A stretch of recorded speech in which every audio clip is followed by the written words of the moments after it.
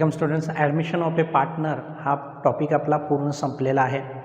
हा एक्झाममध्ये 10 मार्क्ससाठी विचारला जाणार आहे. त्यालाच ऑर म्हणून टॉपिक कुठला ठेवलेला आहे त्यांनी, जे रिवाईज केलेलं आहे पॅटर्न. कोविड-19 या केसमुळे तुमचं पॅटर्न जो काय पेपरचा आहे तो चेंज केलेला आहे. त्याच्यामध्ये ॲडमिशन ऑफ ए पार्टनरला सरळ तुम्हाला ऑर कोणता येणार आहे म्हणून सांगितलं, reconstitution of partnership firm in the case of retirement of a partner. तर लक्षात ठेवायचं, आपण याच्यावरचा प्रॉब्लेम सोडवणार नाही आहे एक्झामिनेशनमध्ये. आपण एक्झामिनेशनच्या दृष्टिकोनातून आपण काय करणार आहोत, ऑब्जेक्टिव्ह टाईप क्वेश्चन जो आस्क केला जाऊ शकतो याच्यावरती, त्याच्यासाठी आपण काय करणार आहोत, या टॉपिकची तयारी करून घेणार आहोत. पाहताना सर्व गोष्टी आपण याच्यातल्या पाहूया, पण आपलं इंटेन्शन एकच क्लिअर असलं पाहिजे, याच्यावरचे ऑब्जेक्टिव्ह टाईप क्वेश्चन्स आपले एकदम परफेक्ट झाले पाहिजेत. आलं लक्षात? ठीक आहे, चालेल. पहा आता, रिकॉन्स्टिट्यूशन ऑफ पार्टनरशिप फर्म, भागीदारी संस्थेची पुनर्रचना किंवा पुनर्गठन 3 केसेसमध्ये होतं. मी ऑलरेडी तुम्हाला ज्यावेळेला सेकंड चॅप्टर चालू झालेला होता त्यावेळेला सांगितलेलं होतं. म्हणजेच पहिला जो होता तो ॲडमिशन ऑफ ए पार्टनर, एखाद्या नवीन व्यक्तीला व्यवसायामध्ये घेतलं ॲज अन पार्टनर म्हणून, तर त्या केसमध्ये भागीदारी संस्थेचं पुनर्रचना करायला लागत होती. दुसरी केस होती आता समोर आहे आपल्या, आहे त्या पार्टनरशिप फर्ममधून आहे त्या भागीदारांपैकी एखाद्या भागीदाराने निवृत्ती घेतली, म्हणजे एखादा भागीदार रिटायर झाला, तर अशा केसमध्ये देखील भागीदारी संस्थेची पुनर्रचना केली जाते. आणि याच्या पुढचा जो टॉपिक येणार आहे तो कोणता असणार आहे, एखाद्या पार्टनरची डेथ झालेली असेल तर हा टॉपिक पाहत असताना एक गोष्ट लक्षात ठेवायची आहे की मिनिमम 3 पार्टनर तर तुम्हाला दिलेलेच असणार आहेत. एक्झाम्पलमध्ये, प्रॉब्लेम्समध्ये मिनिमम 3 पार्टनर्स दिलेले असणार आहेत, कारण की एक रिटायर झाल्यानंतर समजून चला XYZ are carrying their business as an partnership firm. Okay, तर XYZ हे जे काय पार्टनरशिप फर्म चालवत आहेत याच्यामधला समजून चलो कोण रिटायर झाला, Z रिटायर झाला. काय झाला? Z रिटायर झाला. तर रिकॉन्स्टिट्यूशन याचाच अर्थ काय, Z रिटायर झाल्यानंतर देखील X आणि Y दोघेही काय करणार आहेत, फर्म पुढे कंटिन्यू करणार आहेत. काय करणार आहेत? पुढे कंटिन्यू केली जाणार आहे फर्म बंद पडणार नाही. आता समजून चला इथं 2च पार्टनर्स असते आणि त्याच्यापैकी एखादा रिटायर झाला तर फर्म बंद होईल. कारण पार्टनरशिप फर्मचा अर्थच काय आहे, partnership is an association of 2 or more persons. भागीदारी संस्था ही 2 किंवा 2पेक्षा जास्त व्यक्तींचं संघटन आहे, ज्याच्यामध्ये 2 किंवा 2पेक्षा जास्त व्यक्ती एकत्रित येतात, एखादी ॲक्टिव्हिटी म्हणजे व्यवसाय चालवतात, त्यातून आलेला नफा काय करून घेतात, वाटून घेतात. बरोबर आहे. मग आता समजून चला XY दोघेच पार्टनर्स दिलेले असतील, त्यातला एखादा रिटायर झाला तर फर्म बंद पडेल. त्यामुळे या टॉपिकमध्ये दिले जात असताना पार्टनर्सची संख्या किती असणार आहे, कमीत कमी 3 असणार आहे. त्यापैकी एखादा रिटायर झालेली माहिती तुम्हाला प्रॉब्लेम्समध्ये देते. आलं लक्षात? पार्टनर रिटायर जो होणार आहे, समजून चला Z रिटायर झाला, तर जी ओल्ड ॲग्रीमेंट आहे ना, ओल्ड ॲग्रीमेंट जो असतो XYZ मध्ये, तो काय होतो, कॅन्सल होतो. ओल्ड ॲग्रीमेंट काय होणार आहे, कॅन्सल होणार आहे. आता ओल्ड ॲग्रीमेंट कॅन्सल होणार म्हणजेच थोडक्यात काय आहे, ज्या टर्म्स अँड कंडिशन्स या XYZ मध्ये ज्या ठरलेल्या होत्या की भागीदारी संस्था कशा प्रकारे पुढे जाणार आहे, तिचं नेचर ऑफ वर्किंग कसं असणार आहे, त्याच्यामध्ये बदल होणार आहे. आणि जे उरलेले पार्टनर्स काय करणार आहेत, कंटिन्यू करणार आहेत फर्म, त्यांच्यामध्ये एक न्यू ॲग्रीमेंट येणार आहे.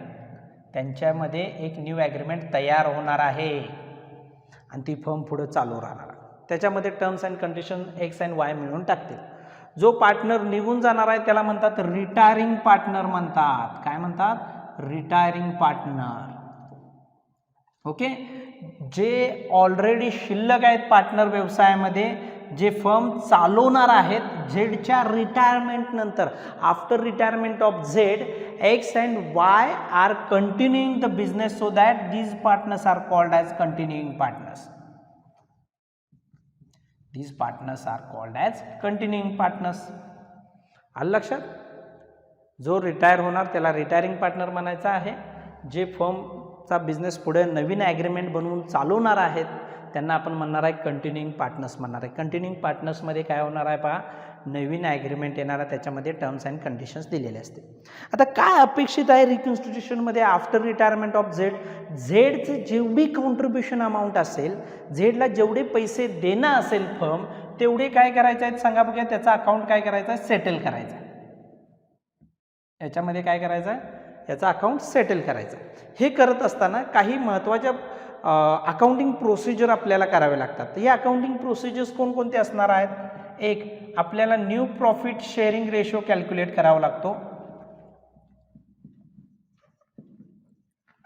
प्लस झेडच्या जाण्यामुळे एक्स अँड वायला काय मिळणार सांगा बघा, फ्युचर प्रॉफिटमध्ये फायदा मिळणार की तोटा होणार सांगा? फायदा होणार आहे. ते सॅक्रिफाईस करतील का? सॅक्रिफाईस करत नाही. ॲडमिशन ऑफ ए पार्टनर केसमध्ये पार्टनर्स काय करत होते, ओल्ड पार्टनर्स न्यू पार्टनरसाठी सॅक्रिफाईस करत होते. रिटायरमेंट ऑफ ए पार्टनरमध्ये बरोबर त्याच्या अपोजिट प्रोसेस आहे. म्हणजे झेडच्या जाण्यामुळे एक्स अँड वायचा फ्युचर प्रॉफिटमधला शेअर हा इन्क्रीज होणार आहे. काय होणार आहे? इन्क्रीज होणार आहे. समजून चला, व्यवसायाला 15,000 प्रॉफिट झाला तर एक्स वाय झेड इक्वली वाटून घेत होते 5,000.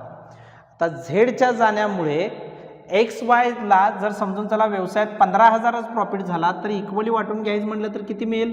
7,500. 7,500 झेडच्या जाण्यामुळे. याचाच अर्थ झेडला काय होतं, एक्स अँड वायला काय मिळतं सांगा बघ्या, गेन मिळतो. त्यामुळे इथं काय कॅल्क्युलेट करायचा असतो, गेन रेशो कॅल्क्युलेट करायचा असतो. दुसरी आहे treatment for goodwill. Treatment for goodwill काही सगळ्या ॲडमिशनसारखेच प्रोसेस आहेत, फक्त काही गोष्टींमध्ये चेंजेस आहेत.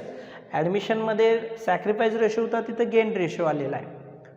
ओके. तिसरी केस आहे treatment for general reserve fund accumulated profits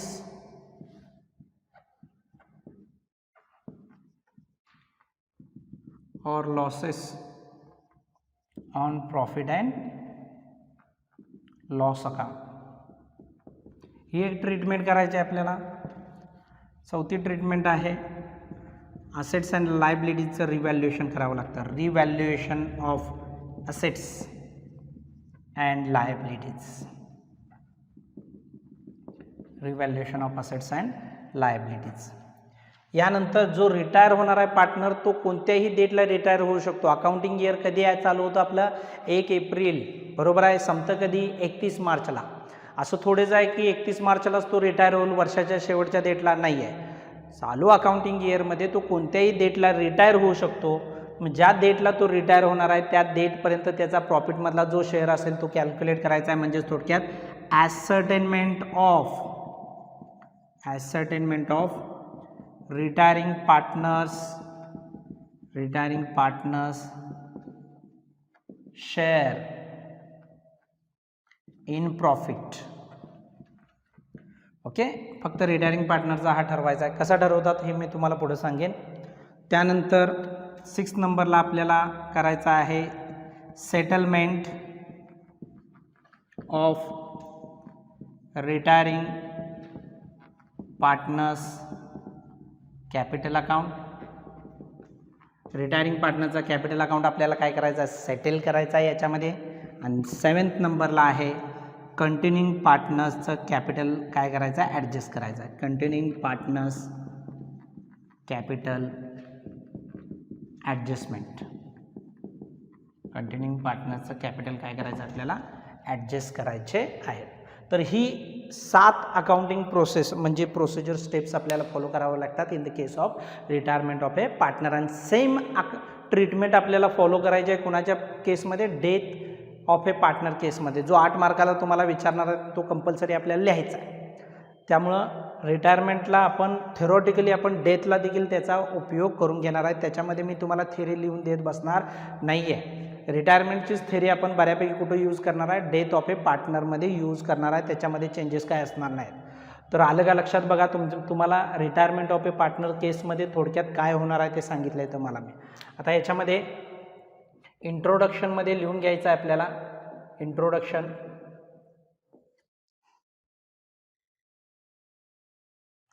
any partner who leaves म्हणजे सोडून जाणे, leaves the existing partnership firm and the remaining partners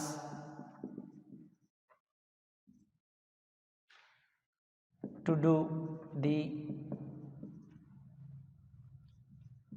continue business of firm is called as retirement of a partner. काय सांगितलेलं आहे बघा, कोणत्याही फर्ममधील जे काय एखादा पार्टनर काय करेल, रिटायर होईल, लिव्ज होईल. लिव्ज म्हणजे सोडून जाईल फर्म, एक्झिस्टिंग पार्टनरशिप फर्मपैकी, आणि रिमेनिंग पार्टनर्स कंटिन्यू करतील पार्टनरशिप फर्मचा बिझनेस. तर या केसला आम्ही काय म्हणणार आहे, retirement of a partner. In the case of retirement of a partner, old agreement between partners comes to an end, and the continuing partners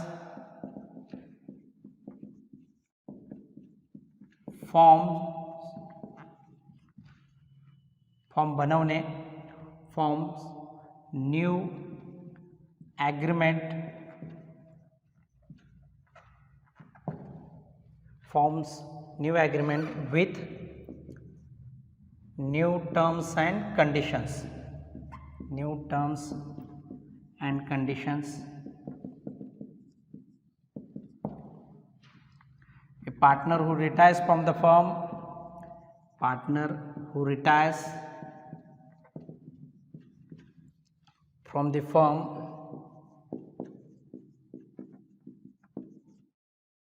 has to settle his account. जो partner retire होतो त्याचा account आपल्याला काय करावं लागतो, settle करावा लागतो. A partner may retire from the firm,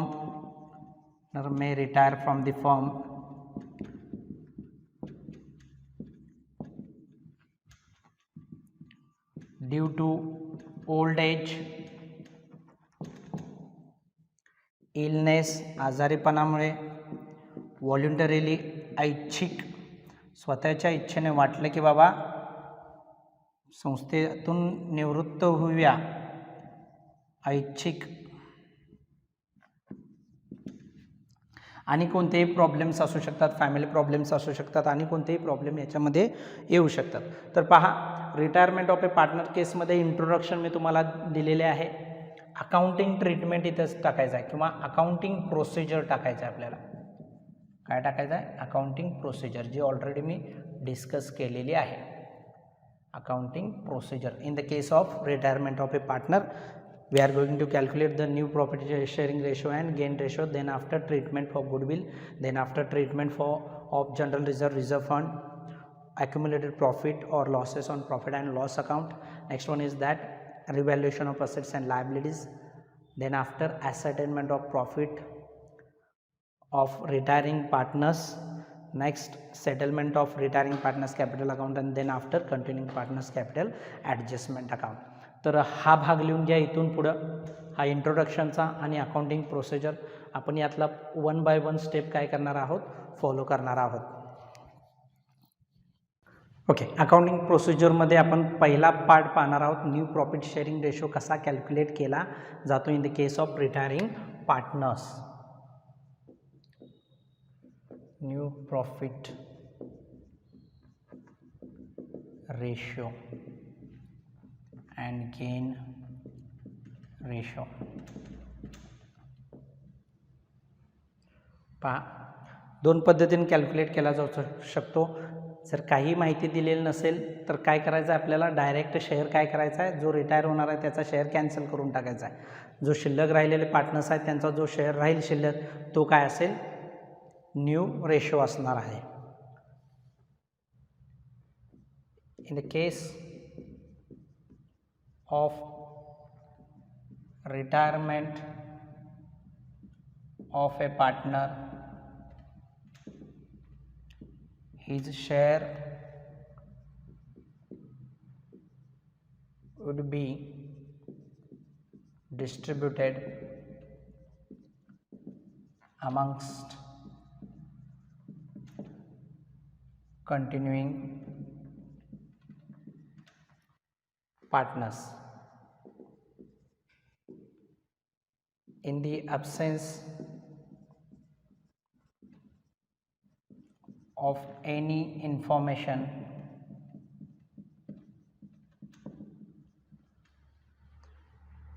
new ratio can be computed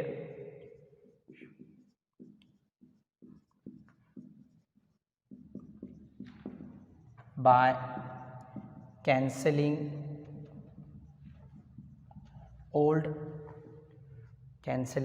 retiring partner share.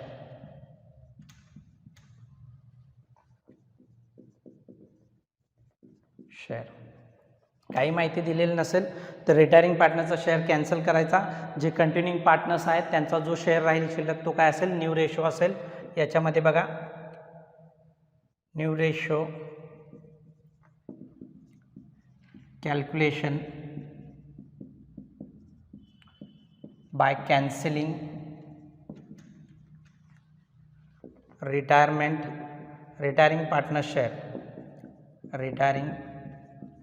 Partners share.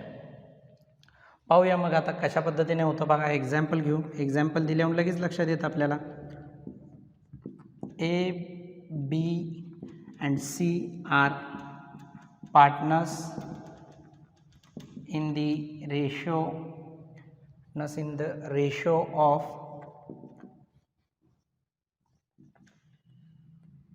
3:2:1. C retires from the partnership firm.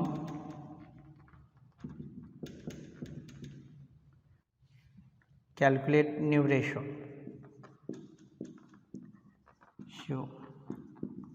of continuing पार्टनरचा न्यू रेशो आपल्याला कॅल्क्युलेट करायचा आहे. पहा आता याच्यामध्ये नवीन रेशो काय असणार आहे, म्हणजे सी रिटायर झाल्यानं ए आणि बी कडून काय शेअर कसा घेतलेला आहे, सीचा शेअर काही सांगितलेलं नाही आहे. तर या केसमध्ये बघा, सोल्युशनमध्ये घेत असताना मी ए ॲज बी ॲज सीचा शेअर घेतो आहे 3:2:1, ज्याच्यामध्ये रिटायर झालेला कोण आहे बघा, सी आहे. हा कॅन्सल करतो आहे. रेशो काय येईल बघा, न्यू रेशो जो शिल्लक राहील पार्टनर्स कंटिन्यूइंग पार्टनरचा ए ॲज बी म्हणजेच थोडक्यात कोण आहेत 3:2 हा न्यू रेशो असेल. फक्त काही माहिती दिली नाही तर फक्त कॅन्सल करायचा आहे जो रिटायरिंग पार्टनर आहे त्याचा शेअर. सोपा आहे एकदम. त्यानंतर दुसरी एक पद्धत आहे method, new ratio calculation by acquiring share from retiring partner. Retiring पार्टनरकडून काय केलेलं असेल, शेअर ॲक्वायर केलेला असेल. तर याचंही कॅल्क्युलेशन सोपं आहे, अगदी अवघड नाही आहे. एक्झाम्पल घेतल्यानंतर आपल्याला लक्षात येईल याच्यामध्ये.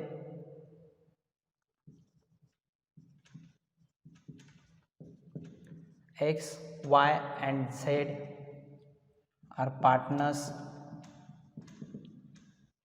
sharing profits equally. Z retires from the firm. His share acquired by x and y in the ratio of 3:1 respectively, अनुक्रमे क्रमशः calculate new PSR of continuing partners x and y आहेत, त्यांचा न्यू रेशो कॅल्क्युलेट करा म्हणतात. आता पहा, पहिल्यांदा समजून घ्या ओल्ड रेशो काय दिलेला आहे तो पाहू. सर्व पार्टनर्स याच्यामध्ये येतात. ओल्ड रेशोमध्ये x as y as z equal ratio आहे, म्हणजे 1:1 असाही लिहू शकतो आपण. हा 1/3 1/3 1/3 कसं, 3 पैकी एक हिस्सा, तिघे आहेत ना, तिघांची टोटल केली 1 1 1 3 झाले. 3 पैकी एक हिस्सा आहे एक्सचा, वायचा 1 3 पैकी 1 आणि झेडचा 3 पैकी 1 या पद्धतीनं. त्यानंतर पहा झेड रिटायर झाला. झेडच्या जाण्यामुळं एक्स अँड वायला झेडचा शेअर कसा मिळालेला आहे, 3:1 या स्वरूपात. म्हणजे एक्सनं किती घेतले बघा झेडचे शेअर, एक्सनं घेतले 3 शेअर कितीपैकी, टोटल 4 पैकी, आणि वायनं किती ॲक्वायर केले बघा 1 4 पैकी. 3 आणि 1 टोटल किती झाली 4. 4 पैकी एक्सनं घेतले 3 आणि वायनं किती घेतले 4 पैकी 1. कुणाकडून घेतलेले आहेत, ॲक्वायर केले. ते ॲक्वायर म्हणजे घेणे, खरेदी केले थोडक्यात. कुणाकडून, झेडकडून. तर पहा एक्सचा गेन काय झाला झेडच्या जाण्यामुळं, एक्स गेन ओल्ड रेशो घ्यायचा, त्याला इंटू करायचा शेअर ॲक्वायर्ड. काय करायचा, शेअर ॲक्वायर्ड. ओल्ड रेशो किती आहे एक्सचा दिलेला आहे 1/3 इंटू ॲक्वायर्ड झालेला शेअर करायचा आहे. उत्तर किती येतं बघा, 3 एके 3 3 चौक 12. बऱ्याच स्टुडंटचा अजूनही प्रॉब्लेम आहे की सर आम्हाला हे जमतच नाही आहे, बऱ्याच स्टुडंटचा. त्यामुळे भीती वाटायला लागली, sir admission of a partner आम्हाला जमणार आहे की नाही. पहा practice make perfect to you. Gain झाला एक्सचा किती बघा 3/12. वायचा गेन आपण कॅल्क्युलेट करूया. Y's gain old ratio into share acquired, बरोबर आहे.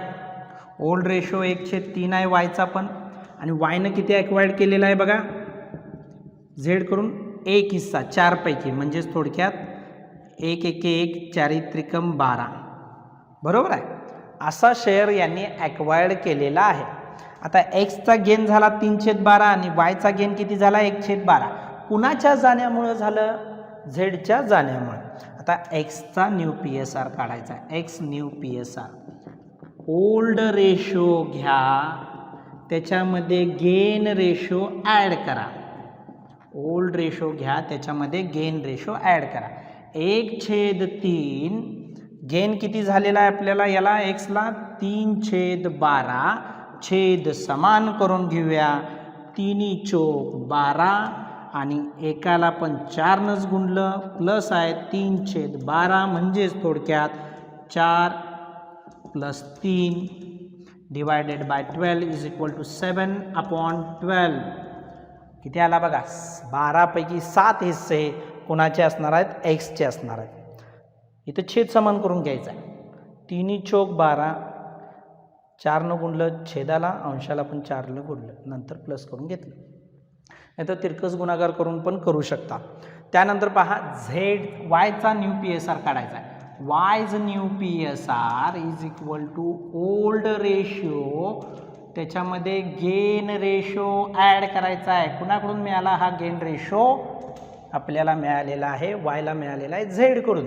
ओल्ड रेशो 1/3, गेन रेशो किती आहे 1/12, छेद समान करून घ्या. छेदाला 4नं गुणलं, अंशाला पण 4नं गुणलं, 1/12 4/12 प्लस 1/12. उत्तर किती येईल बाळांनो, 5/12. New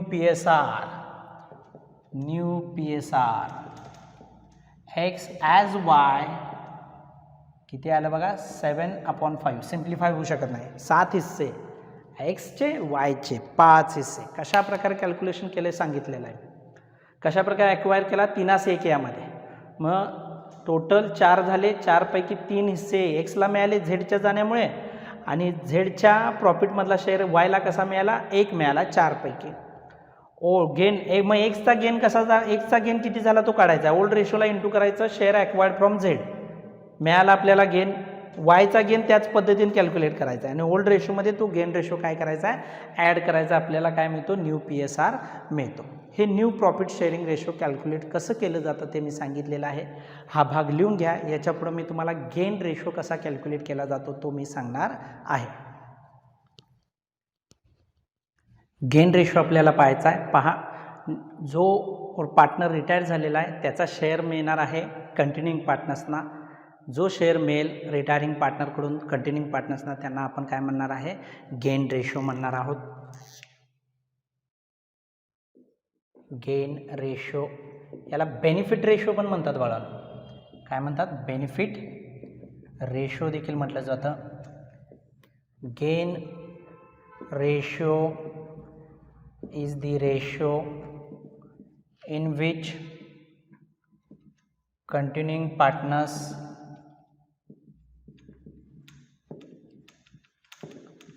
acquire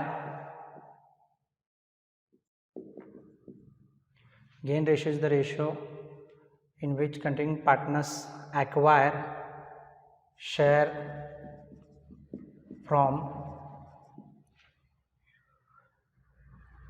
retiring partner. Gain ratio used to write off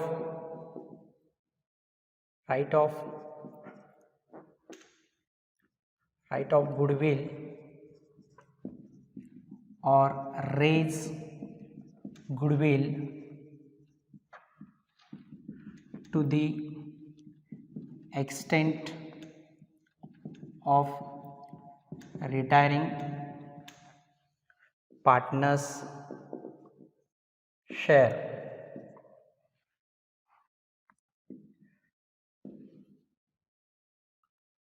gain ratio कुठे यूज केलं जातं बा गुडविल रेज करण्यासाठी किंवा राईट ऑफ करण्यासाठी.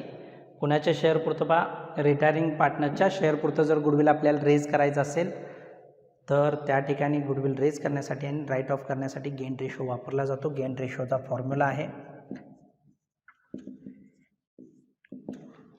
पहा. हा कसा मिळतो तो नेहमी लक्षात ठेवायचं. न्यू रेशो जो असतो का नाही त्यातून वजा केला जातो ओल्ड रेशो. कसा मिळतो हा गेन रेशो और बेनिफिट रेशो.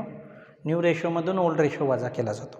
सॅक्रिफाईस रेशो आपण कसा कॅल्क्युलेट करत होतो ओल्ड रेशोमधून आपण काय वजा करत होतो न्यू रेशो वजा करत होतो. इथं काय आहे जो पार्टनर निघून गेला त्यामुळे न्यू रेशो कंटिन्यूइंग पार्टनरचा मोठा असणार आहे ओल्ड रेशोपेक्षा. त्यामुळे न्यू रेशोमधून वजा केला जाईल ओल्ड रेशो. याचे काही एक्झाम्पल देतोय पहा मी. एक्झाम्पल लिहून घ्या म्हणजे तुमच्या लक्षात येईल.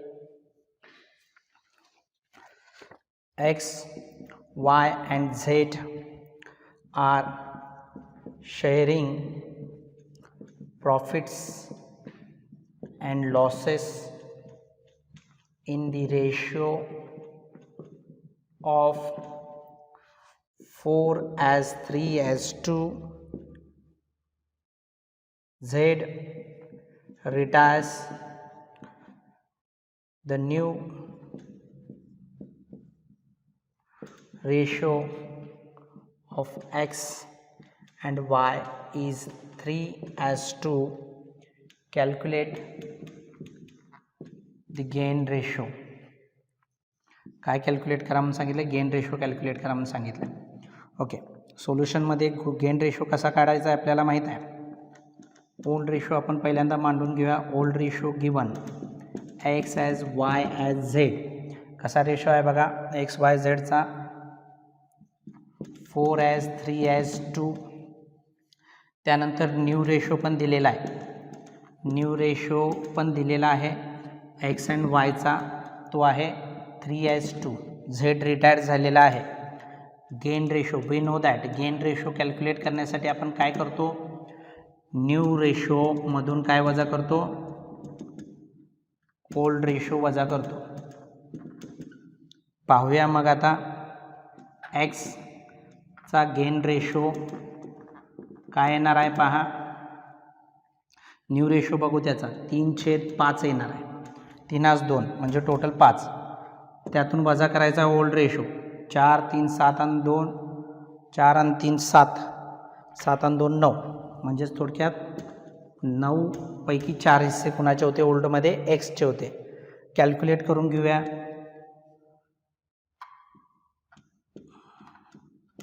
इंटू करायचा आहे 5 चोक 20, 9 त्रिक 27, 9 5 45. काय होईल, 7/45. हा काय येईल, एक्सचा गेन रेशो येईल. वायज गेन रेशो कॅल्क्युलेट करूया. Is equal to new ratio मधून आपण ओल्ड रेशो वजा करणार आहे. न्यू रेशो बघा किती दिलेला आहे, वायचा 2/5, त्यातून वजा करायचा आहे. Old ratio वायचा 3/9. सेम 9 दुनी 18, 5 त्रिक 15, 9 5 45, 3/45. सिम्प्लिफाय करत बसणार नाही आपण. एक्स आणि वायचा गेन रेशो आपल्याला मिळालेला आहे. गेन रेशो तो आहे 7/3. सिम्प्लिफाय करत बसायचं नाही, 7/3. आलं लक्षात तुमच्या. त्यानंतर पहा आता सेकंड एक एक्झाम्पल देतो मी. A, B and C are sharing profits and losses in the ratio of 4/3/2. B retires and A and C share future profits equally. A and C future profits कशामध्ये शेअर करतायत, equally. Calculate the gain ratio. Calculate the gain ratio. कशा प्रकारे gain ratio calculate करू बघा आपण. आता सोल्युशनमध्ये पहिल्यांदा मांडून घेऊया. ओल्ड रेशो काय आहे तो, ए बी सीचा old ratio. Old ratio A as B as C काय शेअर दिला आहे, 4/3/2, म्हणजेच थोडक्यात 4/3/2. न्यू रेशो बघूया आपण. कोण रिटायर झाले, बी रिटायर झालेला आहे, त्यामुळं ए ॲज सीचा कंटिन्यूइंग पार्टनर्स राहिले, त्यांचा शेअर कसा आहे, इक्वल आहे, 1/1, इक्वल, एक हिस्सा. त्यानंतर एज गेन रेशो मिळणार आहे. न्यू रेशो घ्या, त्यातून वजा करा ओल्ड रेशो, ज्याच्यामध्ये न्यू रेशो पाहायचा आहे किती आलेला आहे. एक एचा हिस्सा, सीचा एक हिस्सा, म्हणजे टोटल किती हिस्से आहेत, 2. 2 पैकी हिस्से कुणाचा, एक हिस्सा एचा, त्यामुळं छेदात 2 अंशात 1. ओल्ड रेशो एचा बघूया, 4, 3, 7 आणि 2 9, टोटल हिस्से किती आहेत, 9. तर 9 हिस्से ठेवले छेदात, एचा हिस्सा किती आहे, 4. आता वजाबाकी आहे, छेद समान करून घ्यावा लागेल आपल्याला. 9 एके 9, 2 8, 9 दुनी 18, किती आलं, 1/18. हा एचा गेन रेशो आला. सीचा गेन रेशो पाहायचा आपल्याला, कशा प्रकारे येणार आहे, न्यू रेशो घ्या, त्यातून ओल्ड रेशो वजा करा. न्यू रेशो 1/2 इक्वल असल्यामुळं ओल्ड रेशो सीचा पाहायचा. सीचा किती आहे, 2 आहे, 2/9, छेद समान करून घ्या. 9 एके 9, 2 दुनी 4, 9 दुनी 18, किती येणार आहे बघा, 5/18. गेन रेशो आपण मांडून घेऊया. A as C is equal to किती आहे, 1/18 आणि 5/18 म्हणजेच 1:5 सिम्प्लिफाय होऊ शकतं. तर या पद्धतीनं गेन रेशो कॅल्क्युलेट केला जातो. याच्यामध्ये काय डाऊट्स आले तर विचारू शकता. बेनिफिट रेशो देखील याला म्हटलेला आहे. डेथ केसमध्ये देखील पार्टनर निघून जातो, डेथ ऑफ ए पार्टनर केसमध्ये. त्यामध्ये देखील काय होणार आहे सांगा बघूया. याच पद्धतीनं आपल्याला रेशो कॅल्क्युलेट करायचा आहे. रिटायरिंग या शब्दाच्या ऐवजी फक्त तिथे काय येणार आहे, डिसीज्ड पार्टनर येणार आहे. तर हा भाग लिहून घ्या. याच्या पुढचा स्टेप मी देणार आहे, treatment for goodwill in the case of retirement of a partner. पहा students, retirement of a partner केसमध्ये पहिली अकाउंटिंग प्रोसिजर आपली झालेली आहे. न्यू प्रॉफिट शेअरिंग रेशो आणि गेन रेशो कसा कॅल्क्युलेट केला जातो. याच्यानंतर सेकंड स्टेप येणार आहे, गुडविलची ट्रीटमेंट कशी करायची आहे. याच्यामध्ये आपल्याला पहा, ट्रीटमेंट फॉर गुडविल हे दोन पद्धतीने केलं जातं. Value of goodwill fully raise. पहा, गुडविलची जी फर्मची व्हॅल्यू आहे टोटल रेज केली जाते. त्यासाठी एंट्रीज काय केल्या जातात ते पाहायचं आहे. When value of goodwill fully raise entry करायची आहे आपल्याला. Goodwill account debit to all partners capital और करंट अकाउंट. तर याच्यामध्ये काय होणार आहे, गुडविलची व्हॅल्यू फुल्ली रेज केलेली असल्यामुळे फर्मची व्हॅल्यू रेज केलेली असल्यामुळे ऑल पार्टनर्स कॅपिटल किंवा करंट अकाउंटला काय टाकायचं आपल्याला, क्रेडिट टाकायचं आहे. रेशो कोणता असणार आहे बघा, इथं लिहितोय मी, ओल्ड रेशो असणार आहे. कोणता असणार आहे, ओल्ड रेशो. नोट टाकतोय. प्रॉब्लेममध्ये गुडविल रेज केल्याची माहिती दिली असेल आणि गुडविल रिटर्न ऑफ संबंधित माहिती दिली नसेल तर गुडविल ची फुल value balance sheet, new balance शीटच्या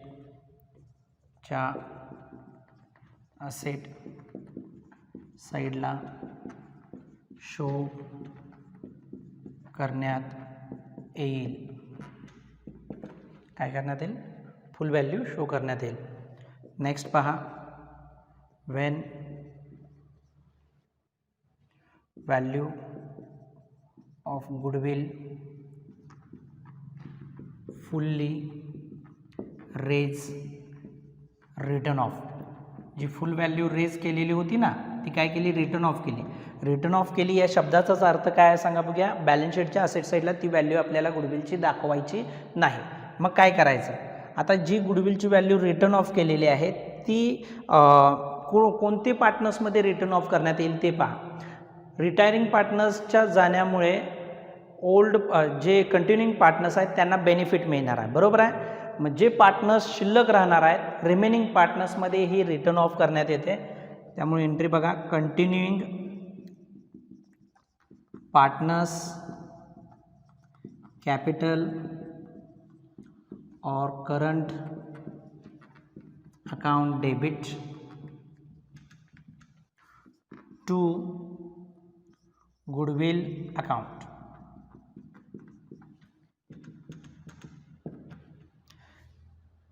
कोणता रेशो असेल बघा, हा न्यू रेशो असतो. ओल्ड जो रिटायरिंग पार्टनर आहे तो तर निघून गेला आहे. मग जे पार्टनर शिल्लक राहिले त्यांच्यामध्येही काय करायला लागलो आहे, कंटिन्यू पार्टनर्स कॅपिटल करंट अकाउंटला डेबिट टाकायला लागलो आहे. त्यालाही कारण मी सांगितलं तुम्हाला, जो रिटायर झालेला आहे त्याचा जो प्रॉफिटमधला शेअर आहे फ्युचरमधला, यांना बेनिफिट मिळणार आहे. त्यामुळं ही व्हॅल्यू काय करायची आहे, त्यांच्या कॅपिटल अकाउंटला किंवा करंट अकाउंटला डेबिट टाकून वसूल केली जाते पूर्ण व्हॅल्यू कंटिन्यूइंग पार्टनर्सच्या. नोटमध्ये बघा परत एकदा इथं लिहून देतो आहे. प्रॉब्लेममध्ये गुडविल रेज रिटर्न ऑफ केले असेल तर त्याची व्हॅल्यू न्यू बॅलन्स शीटच्या असेट साईडला शो करू नये. काय केली जात नाही बघा, न्यू बॅलन्स शीटच्या असेट साईडला शो केली जात नाही. यामध्ये नेक्स्ट पहा, दुसरा एक पार्ट आहे. जर गुडविलची फुल व्हॅल्यू रेज केलेली असेल तर goodwill account debit to all partners कॅपिटलवर करंट अकाउंट टाका ओल्ड रेशोमध्ये.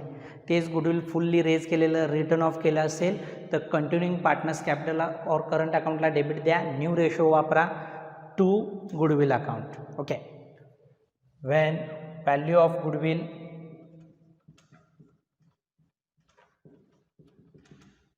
raise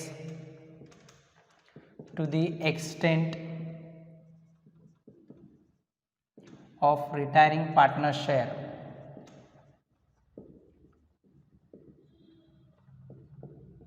आता इथं मात्र पहा, जो पार्टनर रिटायर होत आहे ना त्याच्या शेअर पुरतंच गुडविल आपल्याला रेज करायचं आहे म्हणून सांगितलेलं आहे प्रॉब्लेममध्ये. पूर्ण व्हॅल्यू नाही, कोणापुरतं रिटायरिंग पार्टनरच्या शेअर पुरतंच गुडविल आपल्याला रेज करायचं आहे असं जर सांगितलेलं असेल तर अशा केसमध्ये एंट्री होताना काय होईल, goodwill raise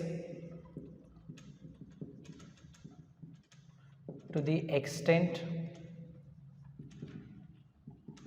of retiring partner share. त्याच्या शेअरपुरतं गुडविल रेज केल्यामुळं फक्त त्याच्याच कॅपिटल अकाउंटला ते काय करायचं आहे, जमा करायचं आहे आपल्याला to retiring partners capital account.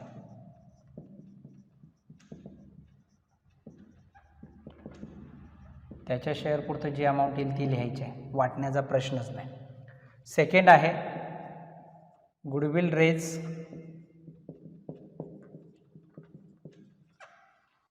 to the extent of retiring partners share written off. कुणाच्या शेअरपुरतं गुडविल रेज केलेलं होतं, रिटायरिंग पार्टनरच्या शेअरपुरतं गुडविल रेज केलेलं होतं. आता ते रिटर्न ऑफ केलं, कोण जाणार आहे, रिटायरिंग पार्टनर निघून जाणार आहे. त्याचा फ्युचर प्रॉफिटमधला असेटमधला शेअर कुणाला मिळणार आहे, कंटिन्यूइंग पार्टनर्सना. त्यामुळे कंटिन्यूइंग पार्टनर्सना बेनिफिट मिळणार आहे. त्यामुळे रिटर्न ऑफ करत असताना त्यांच्या कॅपिटल अकाउंटला डेबिटच टाकायचं आहे बघा. कंटिन्यूइंग पार्टनर्स कॅपिटल और करंट अकाउंट डेबिट टाकतोय म्हणजे पैसे आपण तेवढे वसूल करतोय इतकं लक्षात घ्या. टू गुडविल अकाउंट, जितकी रक्कम इथं दिलेली असेल कुणाला, रिटायरिंग पार्टनरच्या शेअरपुरतं, तितकी रक्कम ही कुणाला वाटून द्यायची आहे, कंटिन्यूइंग पार्टनर्सना वाटून द्यायची आहे. कोणता रेशो असेल, गेन रेशो असेल. हे खूप महत्त्वाचं आहे. कोणता रेशो असेल, गेन रेशो असेल. आलं का लक्षात बघा. दोन पद्धतीने गुडविल रेज केलं जातं. आणखीन एक आहे, जर गुडविलची व्हॅल्यू ओल्ड बॅलन्स शीटमध्ये दिलेली असेल तर काय करायचं आहे ते पाहायचं आहे. पण त्याच्या अगोदर आपण बघूया, जर गुडविलची व्हॅल्यू फुल्ली रेज केलेली असेल तर गुडविल अकाउंटला डेबिट टाका, ऑल पार्टनर्स कॅपिटल करंट अकाउंटला काय टाका, क्रेडिट टाका. आणि हीच अमाऊंट कुठं दिसेल बघा, गुडविल रिटर्न ऑफची बॅलन्स शीटच्या, न्यू बॅलन्स शीटच्या असेट साईडला. दुसरी केस आहे, जेवढी अमाऊंट, ही ओल्ड रेशो वापरला आपण इथं, जितकी अमाऊंट फुल्ली गुडविल रेज केलेली आहे एंटायर फर्मची ती आपल्याला काय करायची आहे, आता रिटर्न ऑफ करायची आहे. तर कंटिन्यूइंग पार्टनर्स कॅपिटल अकाउंटला, करंट अकाउंटला डेबिट द्या. का द्या म्हणून सांगितलं, रिटायरिंग पार्टनरच्या जाण्यामुळे त्याचा फ्युचर प्रॉफिटमधला जो शेअर आहे किंवा असेट्समधला शेअर आहे त्याचा बेनिफिट कुणाला मिळणार आहे, कंटिन्यूइंग पार्टनर्सना मिळणार आहे, त्यामुळे त्यांच्या कॅपिटल करंट अकाउंटला डेबिट टाका आणि गुडविल अकाउंटला क्रेडिट टाका. New ratio fully value goodwill raise केलेलं रिटर्न ऑफ केलं तर न्यू रेशो. अशा केसमध्ये गुडविल रेज केलेलं रिटर्न ऑफ केलं तर न्यू बॅलन्स शीटच्या असेट साईडला ती अमाऊंट दाखवायची नाही. दुसरी केस आहे गुडविलची फुल व्हॅल्यू रेज न करता रिटायरिंग पार्टनरच्या शेअर पुरतंच गुडविल रेज करा म्हणून सांगितलं आहे. मग अशा परिस्थितीत सर आम्ही काय करणार आहे, तर पहा गुडविल अकाउंटला डेबिट टाकणार आणि रिटायरिंग पार्टनर्स कॅपिटल और करंट अकाउंटला क्रेडिट टाकणार. बरोबर आहे की नाही. रिटायरिंग पार्टनर्स कॅपिटल और करंट अकाउंटला मी काय देणार आहे, क्रेडिट देणार. आणि तेवढी जी काही त्याच्या शेअरपुरती गुडविल रेज केलेलं आहे ते रिटर्न ऑफ केलेलं असेल तर मात्र कंटिन्यूइंग पार्टनर्स कॅपिटल और करंट अकाउंटला डेबिट टाकणार आणि गुडविल अकाउंटला क्रेडिट टाकणार गेन रेशोमध्येच. कोणत्या रेशोमध्ये, इथे येणार गेन रेशो. जेवढा बेनिफिट झालेला असेल कंटिन्यूइंग पार्टनर्सना तेवढ्या रेशो. तर पहा आता स्टुडंट्स, महत्त्वाचं मी सांगतोय तुम्हाला, फक्त ॲडमिशन प्रॉब्लेम असू दे, रिटायरमेंट असू दे, डेथ असू दे, फक्त गुडविल रेज केलं आहे म्हटलं, रिटर्न ऑफ संदर्भात काही सांगितलं नाही तर ती गुडविलची अमाऊंट कुठे दाखवायची, बॅलन्स शीटच्या असेट साईडला. आणि गुडविल रेज केलेलं रिटर्न ऑफ केलं आहे म्हटलं तर मात्र ती न्यू बॅलन्स शीटच्या असेट साईडला व्हॅल्यू शो केली जाणार नाही आहे. हा भाग इतका लिहून घ्या. यातला तिसरा पार्ट जर गुडविल ओल्ड बॅलन्स शीटमध्ये दिलेलं असेल तर काय करायचं आहे ते मी तुम्हाला सांगतो. पहा स्टुडंट्स, गुडविल फुल्ली रेज केलं आणि गुडविल पार्टली म्हणजेच रिटायरिंग पार्टनरच्या शेअरपुरतं रेज केलेलं असेल तर काय करायचं आहे सांगितलं मी. जर समजून चला गुडविलची व्हॅल्यू ओल्ड बॅलन्स शीटमध्ये दिलेली असेल तर काय करायचं आहे आपल्याला, when value of goodwill given in old balance sheet. तर अशा परिस्थितीमध्ये जी ॲडजस्टमेंटमधील गुडविलची व्हॅल्यू आहे तिला आपण न्यू व्हॅल्यू म्हणतो. त्या दोघींचं कंपॅरिझन केलं जातं, ओल्ड व्हॅल्यू आणि न्यू व्हॅल्यूचं.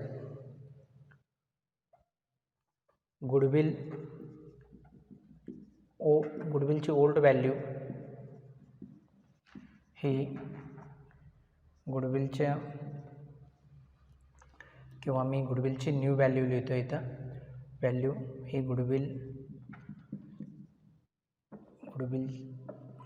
न्यू व्हॅल्यू ही ओल्ड व्हॅल्यू पेक्षा जास्त असेल तर पुढील प्रमाणे एंट्री पास करण्यात येते. डिफरन्स अमाऊंट, कोणत्या अमाऊंटने, डिफरन्स अमाऊंटने. हे खूप महत्त्वाचं आहे. ओल्ड व्हॅल्यू दिले 6,000 रुपये गुडविलची, न्यू व्हॅल्यू दिले 12,000 रुपये किंवा 10,000 रुपये. आता डिफरन्स अमाऊंट किती आहे, 4,000. न्यू व्हॅल्यू काय आहे, जास्त आहे 4,000ने. तर अशा परिस्थितीमध्ये एंट्री करत असताना काय होते बघा, गुडविल अकाउंट डेबिट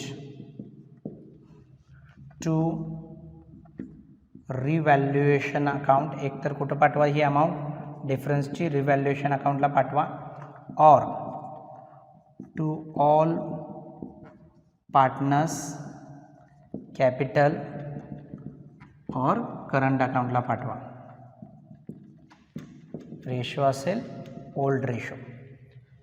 वाढलेली अमाऊंट जे आहे 4,000ने एकतर रिव्हॅल्युएशन अकाउंटच्या क्रेडिट साईडला पाठवा, कारण की असेटची व्हॅल्यू वाढली की आपण काय करतो, गुडविल असेट आहे तर ती कुठे दाखवतो आपण, रिव्हॅल्युएशन अकाउंटच्या क्रेडिट साईडला प्रॉफिट झाला म्हणून, किंवा ऑल पार्टनर्स कॅपिटल किंवा करंट अकाउंटला ओल्ड रेशोमध्ये वाटून द्या.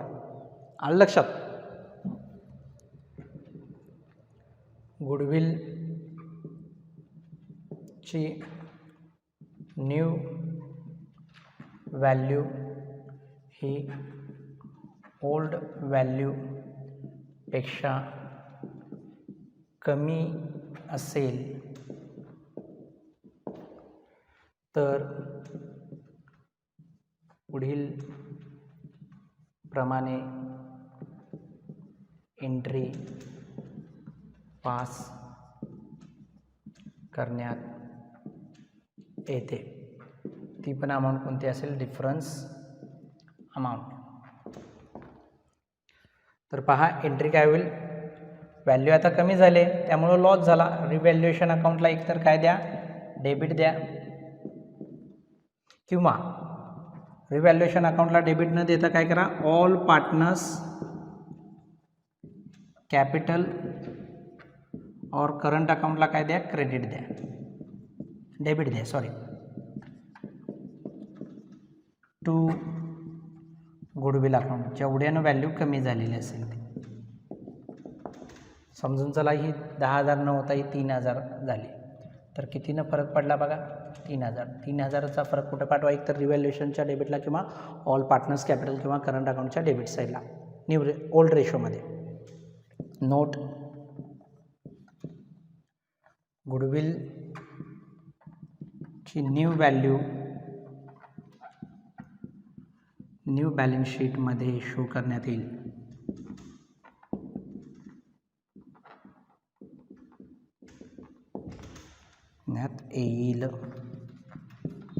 लक्षात, ठीक आहे. ही ट्रीटमेंट आहे जर गुडविल दिलेलं असेल ओल्ड बॅलन्स शीटमध्ये. शक्यतो करून आतापर्यंत तर असे प्रॉब्लेम्स पाहायला मिळाले नाहीत की गुडविलची व्हॅल्यू ओल्ड बॅलन्स शीटमध्ये आलेली असेल.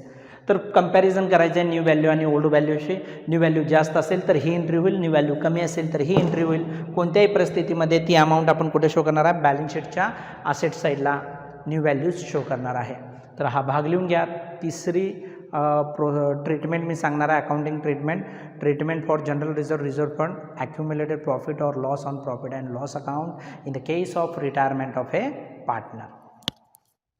पहा students, treatment for general reserve और रिझर्व फंड और ॲक्युम्युलेटेड प्रॉफिट और loss on profit and loss account treatment कशी केली जाते बघा. In the case of retirement of a partner, the general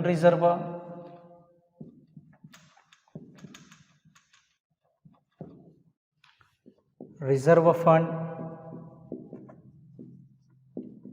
accumulated profit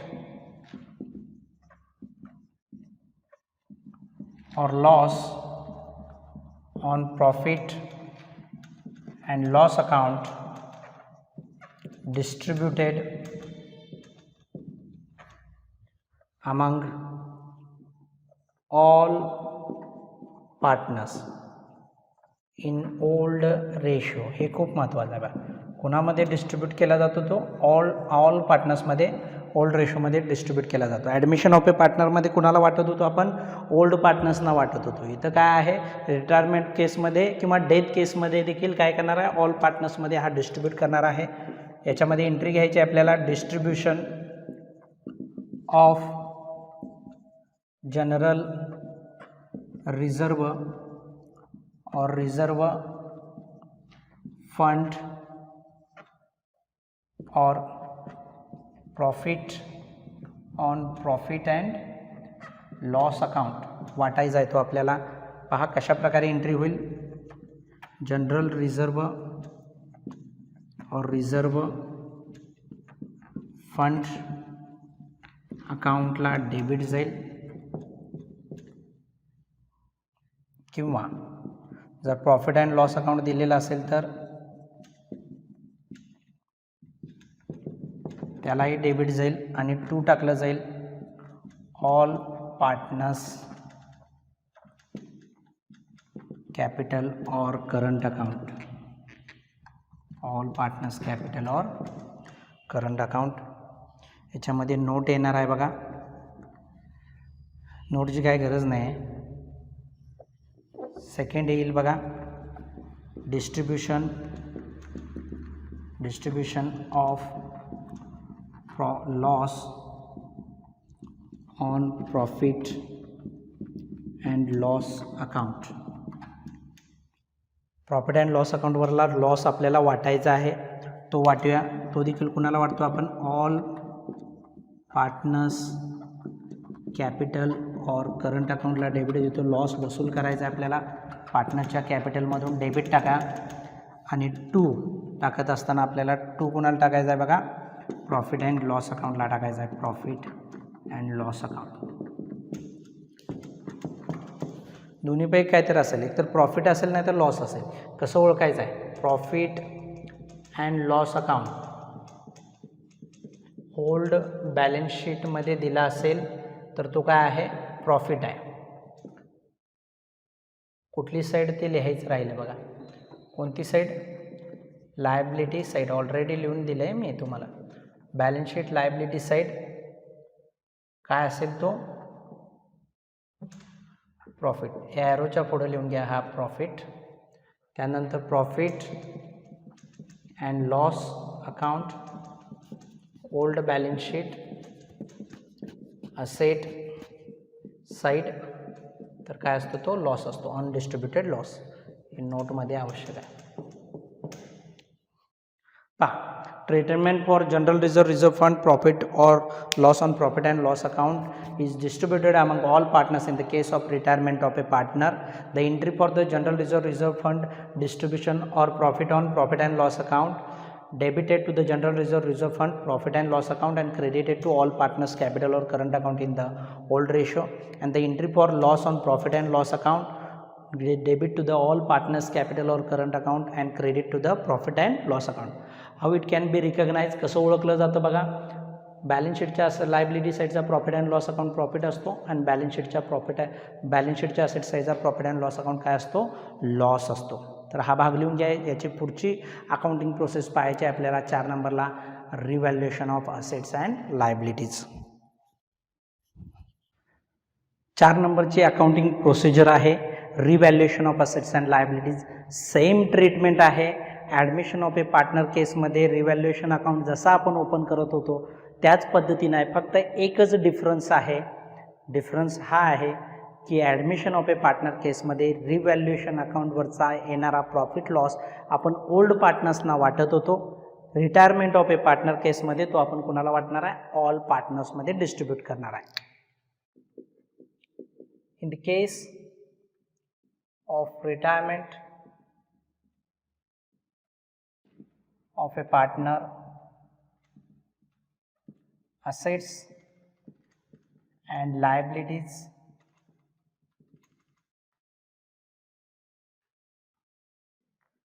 revalued.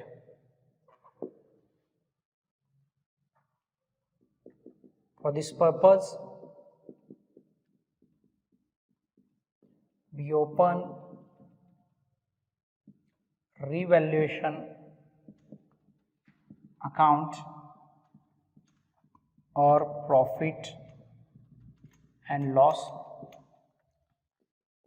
adjustment account.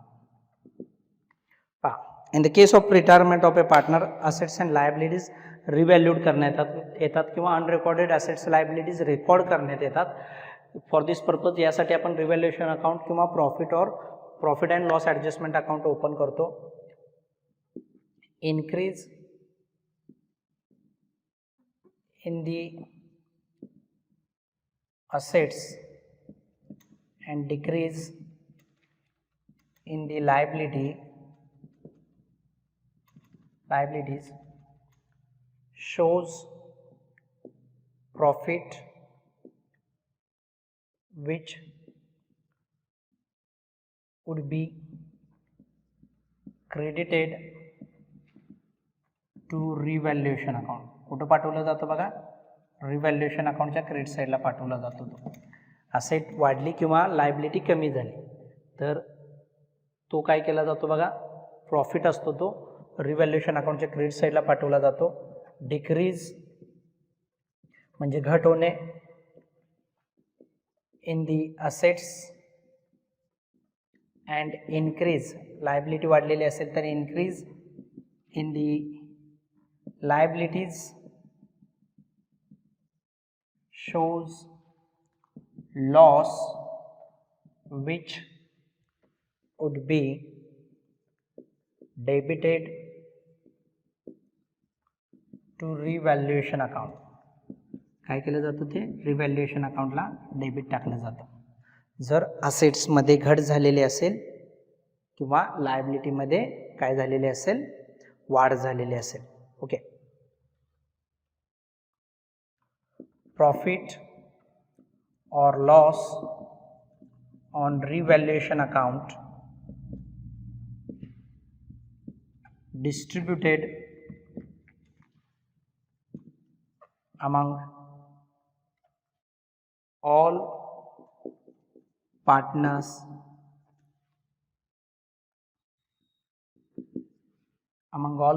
in old ratio in the case of retirement of a partner. सर्वांनाच तो वाटला जातो retirement of a partner केसमध्ये होणारा प्रॉफिट और loss. त्यामध्ये नंतर बघा प्रॉफिट कधी आला तो ओळखायचा आहे. Profit and loss adjustment account already दिलेली डेफिनेशन आहे.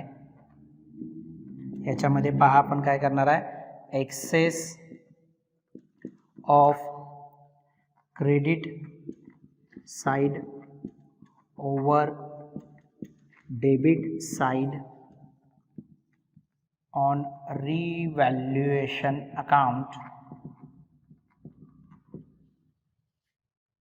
called किंवा shows profit on profit and loss adjustment account. कुणाला वाटला जाईल. ऑल पार्टनर्समध्ये हा वाटला जाईल. क्रेडिट साईड मोठी आली रिव्हॅल्युएशन अकाउंटची म्हणजेच काय आहे प्रॉफिटची साईड आहे. क्रेडिट साईड मोठी आली डेबिट साईडपेक्षा लॉसची साईड डेबिट साईड आहे तर निश्चितच काय होईल सांगा बघूया. प्रॉफिट येणार आहे. Profit on profit and loss adjustment account all पार्टनर्समध्ये डिस्ट्रीब्यूट केला जाईल. ओल्ड रेशोमध्ये वाटला जाणार आहे हा. त्यानंतर पहा loss on profit and loss adjustment account. तर पाहायचं आपल्याला याच्यामध्ये काय होईल बघा. Excess of debit side over credit side on revaluation account shows loss on profit and loss adjustment account. आणि तो पार्टनर्स कॅपिटल अकाउंटच्या डेबिट साईडला पाठवला जाईल. ऑल पार्टनर्स कॅपिटल अकाउंटच्या डेबिट साईडला ओल्ड रेशोमध्ये. तर हे रिव्हॅल्युएशन अकाउंटचं काय आहे बघा पूर्ण एक्सप्लेनेशन आहे. जर्नल एंट्रीज कशा पास केल्या जातात ऑलरेडी माहिती आहे. परत एकदा मी घेणार आहे. प्रॅक्टिस होऊन जाईल आपलं. बरोबर आहे की नाही. पहा increase in the value of asset. असेटची व्हॅल्यू वाढली इन्क्रीज झाली. काय एंट्री करतो असेट वाढली तर तिला डेबिट दिलं जातं. लक्षात ठेवा फंडामेंटल रूल आहे डेबिट. प्रॉफिट झाला आपला त्यामुळे तो प्रॉफिट कुठं शो करणार आपण रिव्हॅल्युएशन अकाउंटच्या क्रेडिट साईडला. सेम एंट्री राहील अनरेकॉर्डेड असेट्ससाठी देखील. 2 decrease in the value of assets. असेटच्या व्हॅल्यूमध्ये पुनर्मूल्यांकन केल्यानंतर घट झाली तर मात्र काय होईल बघा लॉस झाला. तो लॉस कुठं पाठवायचा आहे रिव्हॅल्युएशन अकाउंटच्या डेबिट साईडला पाठवायचा आहे आपल्याला. आणि 2 टाकायचा आहे आपल्याला असेट अकाउंटला. असेट कमी झाले की तिला क्रेडिट दिलं जातं. फंडामेंटल रूल आहे. आलं लक्षात. ठीक आहे. Increase in the value of liabilities. लायबिलिटीच्या व्हॅल्यूमध्ये काय झालेले असेल वाढ झालेली असेल. इन्क्रीज पहिला जितके पैसे द्यायला लागतात त्यापेक्षा जास्त पैसे द्यायला लागतील त्यामुळे काय होईल आपला लॉस होईल. लॉस आपण कुठं पाठवतो बघा रिव्हॅल्युएशन अकाउंटच्या डेबिट साईडला एंट्री होईल. Revaluation account debit to liabilities account. Okay. त्यानंतर decrease in the value of liabilities. लायबिलिटीच्या व्हॅल्यूमध्ये काय झालेली असेल घट झालेली असेल तर मात्र प्रॉफिट होणार आहे. तो प्रॉफिट बघा कशा पद्धतीने नोंद करू आपण. Liabilities account goes debit to revaluation account. Revaluation अकाउंटच्या क्रेडिट साईडला हे नोंदवायचं आहे प्रॉफिट झालेला. तर या 4 एंट्री आहेत. याच्या पुढच्या काही एंट्रीज आहेत त्या लिहून देतोय मी. हा भाग पहिल्यांदा लिहून घ्या.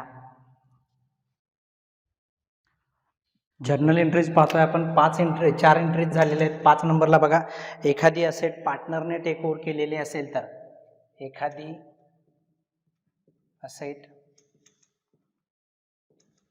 पार्टनरने टेक ओव्हर केल्यास, any asset taken over bye partner केल्यास, अशा परिस्थितीमध्ये ज्या वेळेला पार्टनर एखादी असेट टेक ओव्हर करतो त्यावेळेला लक्षात ठेवायचं आहे पार्टनर्स कॅपिटल अकाउंटला डेबिटच पडणार आहे जितक्या अमाऊंटला त्यानं टेक ओव्हर केलेली असेल. असेट ती व्यवसायातून निघून जाते, त्यामुळं तिला न्यू बॅलन्स शीटमध्ये शो केलं जात नाही. पहा कशा प्रकारे शो टेक ओव्हर करू शकतो. बुक व्हॅल्यूला टेक ओव्हर केल्यास, ती असेट आहे त्या व्हॅल्यूला टेक ओव्हर केल्यास, ओल्ड बॅलन्स शीटमध्ये जितकी अमाऊंट दिलेली आहे त्या असेटची तितक्यालाच टेक ओव्हर केल्यास. पहा बुक व्हॅल्यूला टेक ओव्हर केल्यास partners capital account debit, capital और करंट अकाउंट डेबिट. त्यानंतर असेट निघून गेली त्यामुळे असेटला क्रेडिट. बुक व्हॅल्यूलाच टेक ओव्हर केल्यामुळे ना प्रॉफिट ना लॉस. रिव्हॅल्युएशनला अकाउंटला डिफरन्स अमाऊंट जाणार नाही. किंवा बुक व्हॅल्यूपेक्षा जास्त किमतीला टेक ओव्हर केल्यास, बुक व्हॅल्यूपेक्षा जास्त किमतीला असेट टेक ओव्हर केल्यास, अशा परिस्थितीत बाळांनो काय होणार आहे. एंट्री काय होईल आपली, पार्टनर्स कॅपिटल अकाउंटला डेबिट पडेल जेवढे अमाऊंटला त्यानं टेक ओव्हर केलेलं असेल. पार्टनर्स कॅपिटल और करंट अकाउंट डेबिट, बरोबर आहे. निघून गेलेली असेट बुक व्हॅल्यूना क्रेडिट टाकायचा असेटला जितकी अमाऊंट असेल ती, आणि जो फायदा झाला तो कुठं जाईल, रिव्हॅल्युएशन अकाउंटच्या क्रेडिट साईडला. बरोबर आहे ना. तुमची समजून चला फर्निचर 6,000चं आहे, बुक व्हॅल्यू 6,000ची आहे. नवीन पार्टनरने त्या आहे त्या किमतीपेक्षा जास्त टेक ओव्हर केलं, जास्त व्हॅल्यूला 8,000ला टेक ओव्हर केली, तर हे टेक ओव्हर केलेली व्हॅल्यू 8,000 इथं येईल, 6,000 इथं येईल, 2,000चा प्रॉफिट झाला कारण की असेटची व्हॅल्यू वाढली. ते कुठे जाईल, रिव्हॅल्युएशन अकाउंटच्या क्रेडिट साईडला. त्याच पद्धतीनं असंही होऊ शकतं ना, बुक व्हॅल्यूपेक्षा कमी किमतीला टेक ओव्हर केली असेल तर, बुक व्हॅल्यूपेक्षा कमी किमतीला टेक ओव्हर केल्यास, बरोबर आहे. या पद्धतीने जाता येतं. तर या केसमध्ये बघा जितक्या अमाऊंटला टेक ओव्हर केलेले असेल तेवढ्या अमाऊंटनं काय करा, पार्टनर्स कॅपिटल और करंट अकाउंटला डेबिट टाका. बरोबर आहे. त्यानंतर क्रेडिट टाकायचं आहे आपल्याला टू असेट्स अकाउंटला. तर 6,000चे असेट कितीला टेक ओव्हर केली असेल, यानं 4,000ला टेक ओव्हर केली असेल, तर 2,000चा लॉस आहे. तो लॉस कुठं पाठवणार मी, रिव्हॅल्युएशन अकाउंटच्या डेबिट साईडला. इथे टाकणार लॉस झाला म्हणून डेबिट रिव्हॅल्युएशन अकाउंटला. आलं लक्षात. आहे त्या व्हॅल्यूला टेक ओव्हर केलं, पार्टनर्स कॅपिटल और current account debit to asset account. आहे त्या व्हॅल्यूपेक्षा जास्त किमतीला टेक ओव्हर केलं तर partners capital account debit to asset account to revaluation account. आहे त्या व्हॅल्यूपेक्षा कमी किमतीला टेक ओव्हर केलं तर partners capital account debit current account debit revaluation account debit to asset account. जर सोल्ड केलेला तर सोल्डच्या एंट्र्या देत बसत नाही, शक्यतो करून येत नाही. जर एखादी असेट सोल्ड केलेली असेल तर अशा वेळेला एंट्री काय होणार बघा, जिथं पार्टनर्स कॅपिटल दिसतंय ना त्याच्या जागी फक्त कॅश और बँक आहे, बाकीची सेम प्रोसेस आहे. बुक व्हॅल्यूला सोल्ड केल्यास कॅश और bank account debit to asset account. Book व्हॅल्यूपेक्षा जास्त किमतीला सोल्ड केल्यास कॅश और bank account debit to asset account to revaluation account. Book व्हॅल्यूपेक्षा कमी किमतीला सोल्ड केल्यास असेट कॅश और bank account debit revaluation account debit to asset account. फक्त सोल्ड केलेलं आलं तर कॅश और बँक येतं पार्टनर्स कॅपिटल और करंट अकाउंटच्या जागे. तर नोट बघा, एखादी असेट पार्टनरने टेक ओव्हर केल्यास किंवा फर्मने सोल्ड केल्यास अशी असेट न्यू बॅलन्स शीटच्या असेट साईडला शो केली जात नाही, शो केली जात नाही, इतकं लक्षात ठेवा. व्हॅल्यू शो करणारच नाही आहे आपण. त्याच पद्धतीने बघा 6 नंबरला मी आता घेतोय, एखादी लायबिलिटी पार्टनरने टेक ओव्हर केल्यास. तर लायबिलिटी टेक ओव्हर करते म्हणजे पैसे जे फर्म देणार होती थर्ड पार्टीला ते पैसे कोण देण्याचं मान्य करतं, पार्टनर मान्य करतो. मग आता फर्म थर्ड पार्टीला पैसे देणं लागणार नाही, कुणाला देणं लागणार, पार्टनरला देणं लागणार. त्यामुळं पहा हे देखील याच पद्धतीनं आहे. बुक व्हॅल्यूला टेक ओव्हर केल्यास, लायबिलिटी बुक व्हॅल्यूला टेक ओव्हर केल्यास एंट्री होणार आहे माझी, लायबिलिटी नील होणार आहे, लायबिलिटी अकाउंट गोज डेबिट. जमा करायचे हे पैसे कुणाच्या अकाउंटला, पार्टनर्स कॅपिटल और करंट अकाउंटला देणं आहे असं दाखवायचं आहे. समजून चला. बुक व्हॅल्यू पेक्षा जास्त किमतीला, बुक व्हॅल्यू पेक्षा जास्त किमतीला, जास्त किमतीला लायबिलिटी टेक ओव्हर केल्यास, लायबिलिटी टेक ओव्हर केल्यास अशा परिस्थितीमध्ये बघू आपण, आहे त्या व्हॅल्यूपेक्षा जास्त किमतीला सेटल करायची वेळ आलेली असेल, लायबिलिटी अकाउंट डेबिट लॉस होतो, revaluation account debit, bills payable समजून चला 3000च्या आहेत, 3500ला टेक ओव्हर केले असतील तर 500 रुपये एक्स्ट्रा द्यावे लागतील आपल्याला. त्यामुळे टू पार्टनर्स कॅपिटल और करंट अकाउंटला क्रेडिट जाईल 3500नं, लायबिलिटीला बुक व्हॅल्यूनं डेबिट जाईल 3000नं आणि 500 रुपयेचा लॉस रिव्हॅल्युएशन अकाउंटच्या डेबिट साईडला जाईल. 3 नंबरला बुक व्हॅल्यूपेक्षा कमी किमतीला लायबिलिटी टेक ओव्हर केल्यास. Okay, now we have to pass the entry for liability account goes debit with the book value to partners capital or current account with the agreed value or take over value. partners capital or current account ला credit जाईल, take over और take over value असेल आणि जो profit झाला तो कुठे येईल, रिव्हॅल्युएशन अकाउंटच्या क्रेडिट साईडला. Okay, very good. पहा आता याच्यामध्ये तिन्ही केसेस सांगितलेत. बुक व्हॅल्यूला टेक ओव्हर केलं तर एंट्री काय होते, liability account debit to partners capital और करंट अकाउंट. याच्यामध्ये प्रॉफिट लॉस होणार नाही. बुक व्हॅल्यूपेक्षा जास्त किमतीला लायबिलिटी टेक ओव्हर केली असेल तर लॉस होतो, तो रिव्हॅल्युएशन अकाउंटच्या डेबिट साईडला पाठवा. आणि बुक व्हॅल्यूपेक्षा कमी किमतीला लायबिलिटी टेक ओव्हर केली असेल पार्टनरने तर प्रॉफिट होतो, तो रिव्हॅल्युएशन अकाउंटच्या क्रेडिट साईडला जाईल. नोट येईल बघा, एखादी लायबिलिटी पार्टनरने टेक ओव्हर केल्यास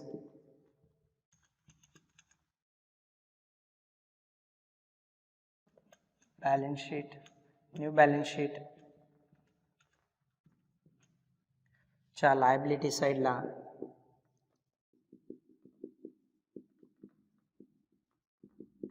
अशी लायबिलिटी शो करू नये, अशी लायबिलिटी शो करू नये, अशी लायबिलिटी आपल्याला शो करायची आवश्यकता नाही आहे, कारण की टेक ओव्हर केले पार्टनरने ती दिसणारच नाही न्यू बॅलन्स शीटमध्ये.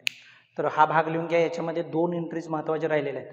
आता समजून चला, फर्मने जर लायबिलिटी पेड केली तर सर असंही होऊ शकतं ना, फर्मने लायबिलिटी पेड केलेली असेल तर liability account debit partners capital और करंट अकाउंट जिथं दिसतं तिथं फक्त कॅश और बँक येईल. त्याच्यासाठी एक्स्ट्रा एंट्री लिहिण्याची आवश्यकता नाही, कारण काय होईल मग वर्क खूप वाढेल आपलं. जिथं पेड म्हटलं की पार्टनर्स कॅपिटल और करंट अकाउंटच्या जिथं आलेलं आहे तिथं कॅश और बँक येईल. आणि जिथं टेक ओव्हर केले की नाही असेट्स, जिथं डेबिट पडले पार्टनर्स कॅपिटल और करंट अकाउंटला तिथं कॅश और बँक येईल, जिथं असेटच्या बाबतीत. आणि लायबिलिटीच्या बाबतीत या पद्धतीने येईल. पहा, एखादी लायबिलिटी पार्टनरने टेक ओव्हर केल्यास किंवा इथं लिहितो बा फर्मने पेड केल्यास, इथं दुरुस्त करून घ्या, फर्मने पेड केल्यास हा भाग इथे टाका आणि त्यानंतर हा लिहून घ्या पुढे लिहिल्यानंतर. तर हा लिहून घ्या. 2च एंट्री याच्यामध्ये राहिलेल्या आहेत, त्या मी लिहून देतो तुम्हाला. पहा स्टुडंट, याच्यामधील 7 नंबरची एंट्री आहे. ती एंट्री काय होते बघा, profit and loss adjustment account. त्याचं काय करायचं आपल्याला, डिस्ट्रीब्युशन करायचं आहे. हा प्रॉफिट वाटून द्यायचा आहे आपल्याला. कुणाला वाटतो बघा आपण, हा ऑल पार्टनर्समध्ये वाटतो. प्रॉफिट अँड लॉस ॲडजस्टमेंट अकाउंटला डेबिट टाकतो आपण, आणि टू ऑल पार्टनर्स कॅपिटल और current account in the case of retirement और death of a partner, partners capital और करंट अकाउंट.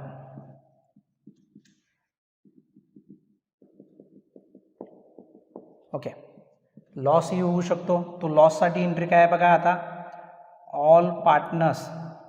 त्यासाठी पहा, loss on profit and loss adjustment account, त्याचंही डिस्ट्रीब्युशन करायचं आहे आपल्याला. जर लॉस डेबिट साईड मोठी आली प्रॉफिट अँड लॉस ॲडजस्टमेंट अकाउंटची, तर लॉस येतो. हा लॉस कुठं पाठवणार आहे आपण, ऑल पार्टनर्स कॅपिटल और करंट अकाउंटला डेबिट टाकणार आहे पण. ऑल पार्टनर्स कॅपिटल और करंट अकाउंट गोज डेबिट.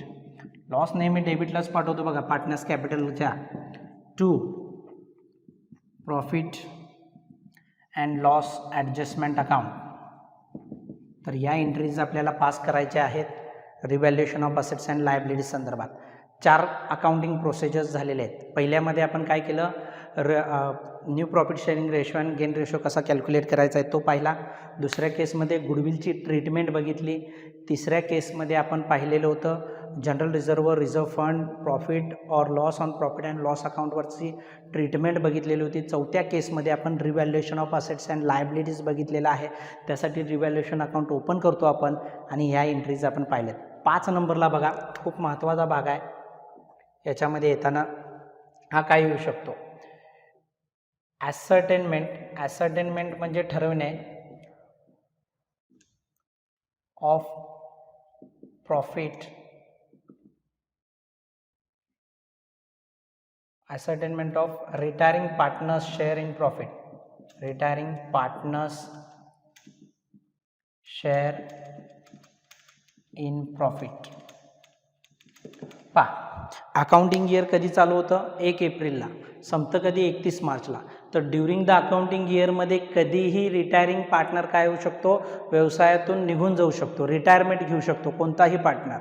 आता आपण काय करत असतो, पूर्ण वर्षभर कंप्लीट झाल्यानंतर trading account, profit and loss account and balance sheet तयार करत असतो. वर्षाच्या शेवटी आपल्याला समजतं की बाबा व्यवसायाला प्रॉफिट झाला आहे की लॉस झालेला आहे.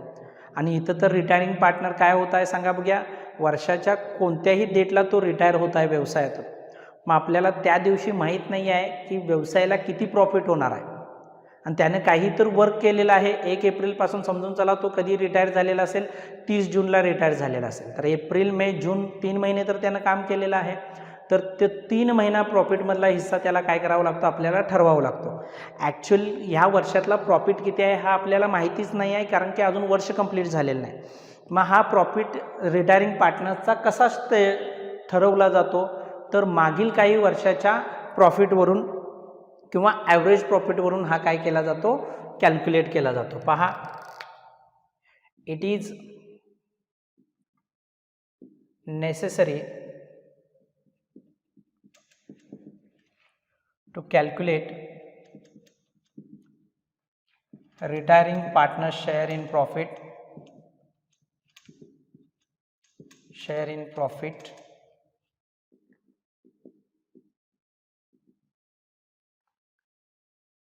For to settle his account. त्याचं अकाउंट सेटल करण्यासाठी खूप आवश्यक आहे. His account,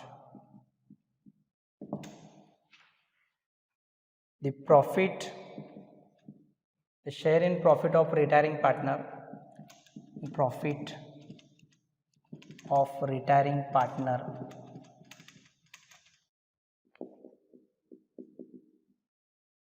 calculated from the last date of balance sheet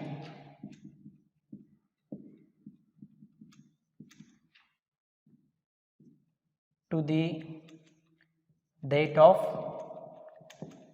retirement. Retirement डेटपर्यंत हा कॅल्क्युलेट केला जातो. ओके, it is calculated on the basis of last year's profit और last year's profit or average profit of last few years, average profit of last few years. मागील काही वर्षांचा काय घेतला जातो, ॲव्हरेज प्रॉफिट घेतला जातो आणि त्याच्या बेसवरती हा काय केला जातो, कॅल्क्युलेट केला जातो. Following entry should be pass. पुढील एंट्री पास केली पाहिजे. त्याचा शेअर ठरवायचा आहे. ॲसर्टेनमेंट म्हणजे ठरविणे, डिसाईड करणे, बरोबर आहे. Retiring partners share in profit कसा ठरवायचा आहे, त्याचा अकाउंट सेटल करायचा आहे. यासाठी share in profit of retiring partner calculated कधीपासून, last date of balance sheet 31 March date जे असणार आहे बॅलन्स शीटची, तिथून काय येणार आहे सांगा बघूया. ज्या डेटला तो रिटायर होणार आहे तिथपर्यंत त्याचा प्रॉफिटमधला शेअर कॅल्क्युलेट करण्यात येईल.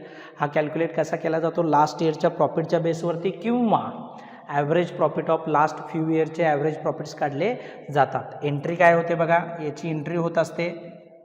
यावर्षी किती प्रॉफिट होणार आहे हे आपल्याला माहीत नाही, आपण हे ठरवत आहे मागील वर्षाच्या प्रॉफिटच्या बेसवरती. त्यामुळं हा अकाउंट तयार केला जातो बघा याच्यामध्ये, profit and loss suspense account debit. कारण की रिटायरिंग पार्टनरला आपण 31 मार्चपर्यंत थांबवू शकत नाही. तो जर तो 30 जूनला रिटायर होत आहे तर 31 मार्चपर्यंत त्याला आपण थांबवू शकत नाही की बाबा आमच्या व्यवसायाला प्रॉफिट किती होतं, लॉस किती होतं ते बघूया आणि मग तुला आम्ही प्रॉफिटमधला शेअर देतो. नाही, ज्यावेळेला पार्टनर रिटायर होईल ना त्यावेळेला आपल्याला काय करायचं आहे, त्याचा अकाउंट सेटल करायचा आहे. त्यासाठी हे आपलं काम चालू आहे, profit and loss suspense account debit to retiring partners capital or current account. Retiring partners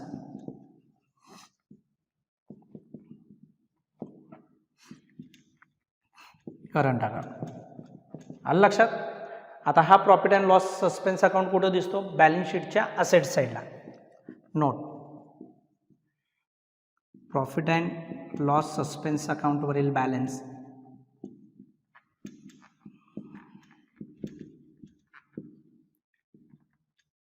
new balance शीटच्या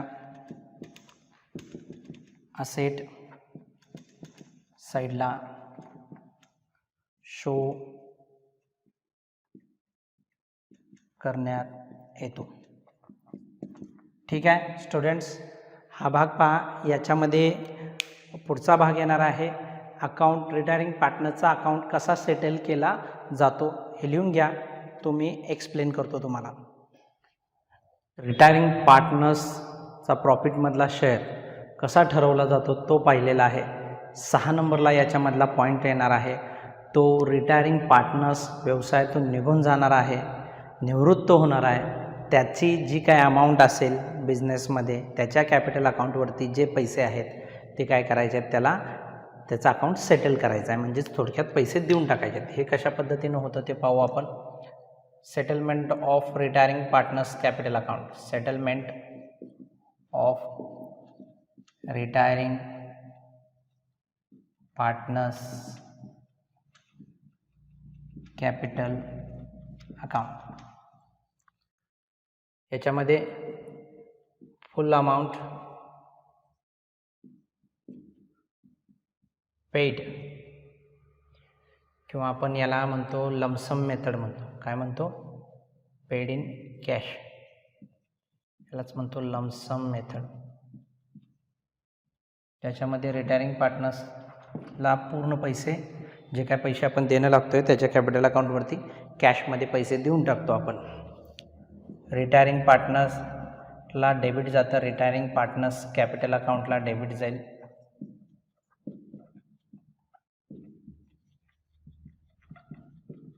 ओके, पैसे गेले म्हणून टू कॅश और बँक अकाउंटला क्रेडिट जाईल. ही पद्धत आहे पहिली की बाबा पूर्ण रक्कम काय केली त्याला कॅशमध्ये देऊन टाकली. दुसरी केस आहे instalment method.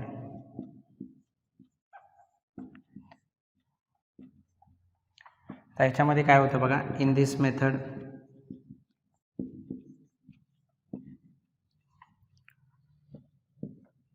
Amount due on retiring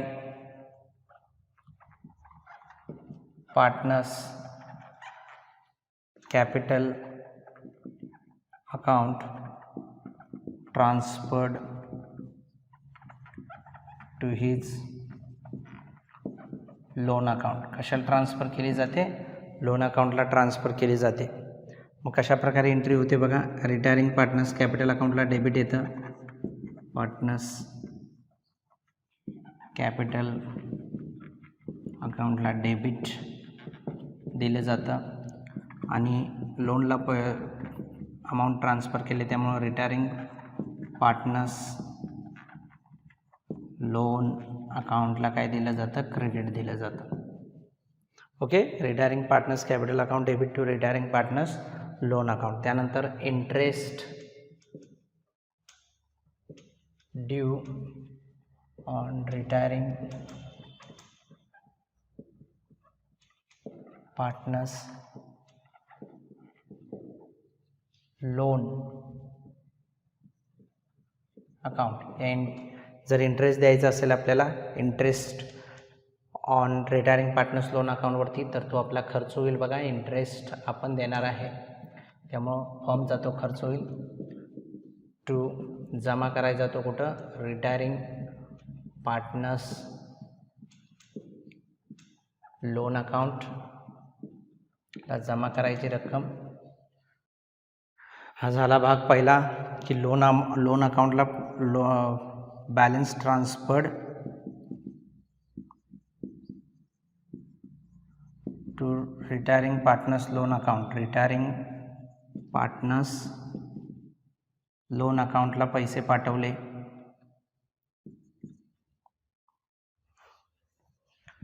second बघितलं, त्याच्यावर इंटरेस्ट द्यायचा असेल तर एंट्री काय होईल, 3 नंबरला पेमेंट ऑफ इन्स्टॉलमेंट किंवा प्रीमियम. इन्स्टॉलमेंटमध्ये पैसे देणार आहे त्यामुळं आता एखादा हप्ता आपण पे केला तर रिटायरिंग पार्टनर्स लोन अकाउंटला काय टाकायचं, डेबिट टाकायचं आहे. इंटरेस्ट जरी पे केला तरीसुद्धा हीच एंट्री होईल, कारण की इंटरेस्ट हा जमा केला आहे लोन अकाउंटला टू कॅश और बँक अकाउंट मी घेणार आहे. तर या पद्धतीने येईल बघा, retiring partners loan account debit to cash और बँक अकाउंट. कशा प्रकारे केले समजून चला पहा.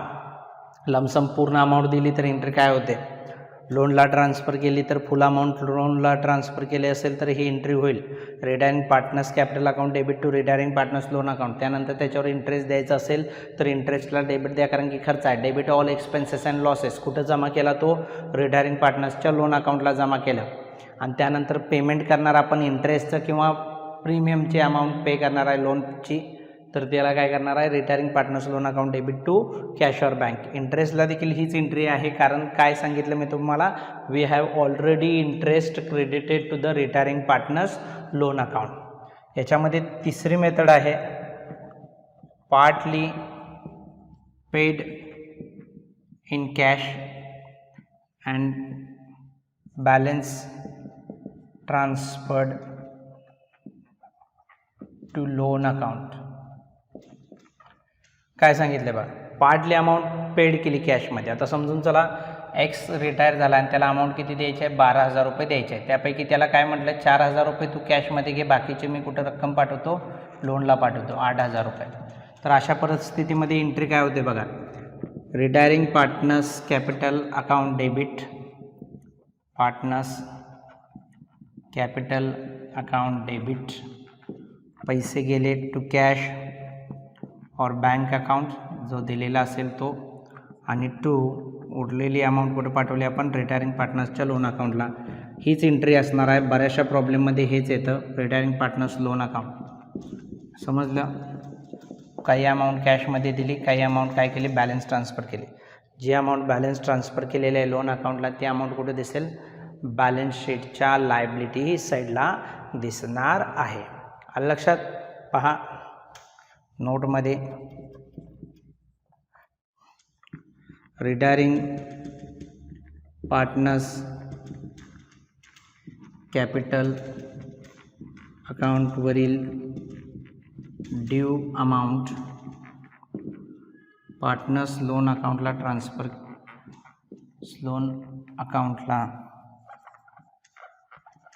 ट्रान्सफर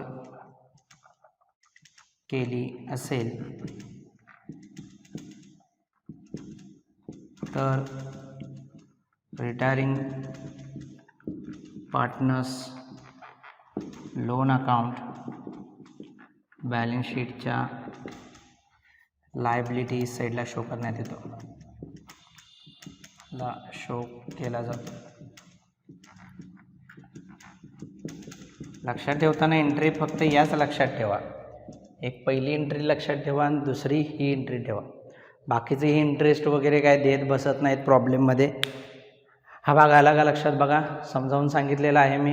यातला शेवटचा भाग मी सांगणार आहे. कंटिन्यूइंग पार्टनरचं कॅपिटल कसं ॲडजस्ट केलं जातं हे लिहून घ्या. पहा कंटिन्यूइंग पार्टनर्सचं कॅपिटल न्यू प्रॉफिट शेअरिंग रेशोमध्ये ॲडजस्ट करा म्हणून सांगितलं जातं.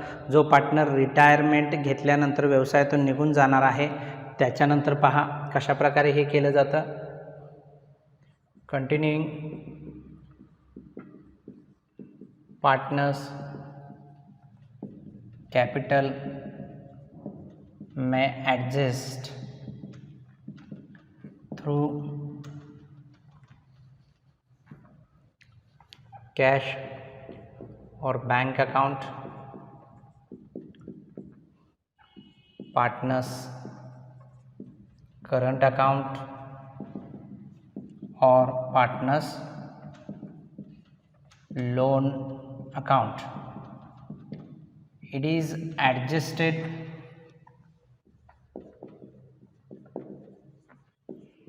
on the basis of new profit sharing ratio. Continuing पार्टनर्सचा जो काय प्रॉफिट शेअरिंग रेशो येईल त्याच्या बेसिसवरती हे काय केलं जातं, कॅपिटल ॲडजस्ट केलं जातं. मग हे पहा सरप्लस कॅपिटल येत असेल, surplus capital credit side more than debit side. बरोबर आहे. त्यावेळेला एंट्री काय करणार आहे बघा आपण, continuing partners capital account debit to cash और बैंक अकाउंट और टू पार्टनर्स करंट अकाउंट और to partners loan account. Okay. नोटमध्ये बघा पार्टनर्स करंट अकाउंट और पार्टनर्स लोन अकाउंटवरील बॅलन्स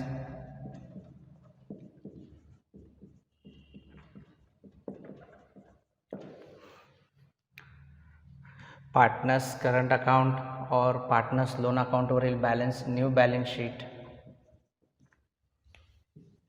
च्या लायबिलिटी साईडला शो करण्यात येईल.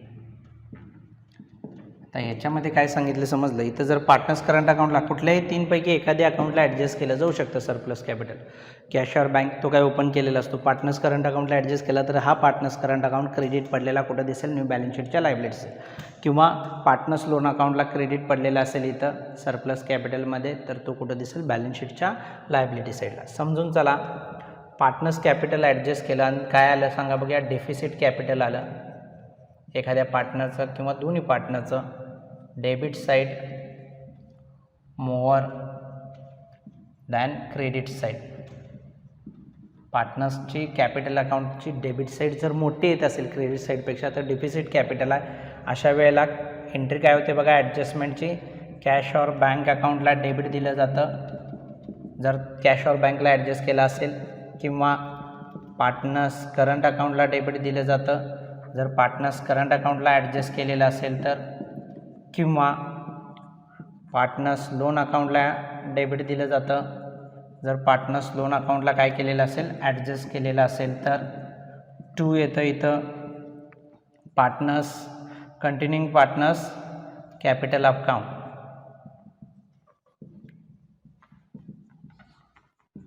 Capital account.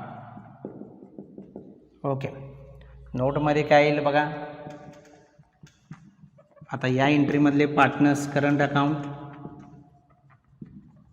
और पार्टनर्स लोन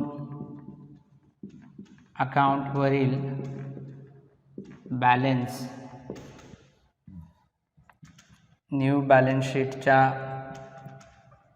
असेट साईडला शो करण्यात येतो. असेट साईडला शो करण्यात येतो. ओके, ठीक आहे. तर या पद्धतीनं आपण हे काय करणार आहे बघा. थेरॉटिकल वर्क इथं काय होतं आपलं कंप्लीट होतं आहे पूर्ण रिटायरमेंट ऑफ ए पार्टनर केसमध्ये. हेच थेरॉटिकल वर्क आपण कुठं वापरणार आहे पहा, डेथ ऑफ ए पार्टनर केसमध्ये वापरणार आहे. ॲडमिशनला हा टॉपिक काय आहे और आहे. ऑब्जेक्टिव्हसाठी आपण हा बघणार आहे. याचे काही एक्झाम्पल्स प्रॉब्लेम्स मी सॉल्व करून देणार आहे. पहा, रिटायरमेंट ऑफ ए पार्टनर केसमध्ये टोटल स्टेप्स बघितलेत आपण 7. पहिली होती new profit sharing ratio calculation and gain ratio calculation. सेकंडला आपण बघितलं ट्रीटमेंट फॉर गुडविल. थर्ड नंबरला बघितलेलं होतं treatment for general reserve fund, accumulated profit और loss on profit and loss account. 4 नंबरला बघितलेलं होतं आपण treatment for revaluation of assets and liabilities. 5 नंबरला बघितलेलं होतं ascertainment of retiring partner share in profit. 6 नंबरला बघितलेलं होतं रिटायरिंग पार्टनरचं कॅपिटल कशाप्रकारे सेटल करायचं आहे. आणि 7 नंबरला आपण बघितलेलं आहे कंटिन्यूइंग पार्टनरचं कॅपिटल कशा पद्धतीनं ॲडजस्ट केलं जातं ते.